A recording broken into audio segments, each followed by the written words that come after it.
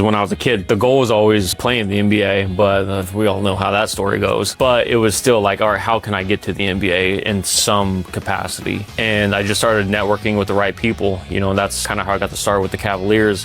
My junior year of college at New Mexico State, there was the Rocky Mountain Athletic Trainer Conference. This is actually one of my favorite stories because it probably defines my entire life. I get there, I go to the first conference, I stay with my buddy who I hadn't seen in years, like my best friend. Me and him go out that night, wake up the next morning, I'm like, I do not want to go to this conference. No way in hell am I going to it. And he comes into the room, he goes, go to the conference, you never know who you're going to meet. So I wake up, I go to this kind of like breakfast or whatever. I look across the room, and there's the head athletic trainer. His name is Jim Gillum, standing there by himself. Nobody knew who he was, but I recognized him from after watching X amount of Nuggets games my entire life. I grew up a Nuggets fan, like diehard Nuggets fan. I walked up to him and I said, I want your job. And he said, show up to the Pepsi Center the next morning. So I showed up at 8 a.m. the next morning, and his assistant, who is now the head, Dan Shemensky, met me at the door, brought me in, and started showing me around, and I never lost that contact, and he's the one that got me in with the Cavaliers. If I don't go to that breakfast that morning, I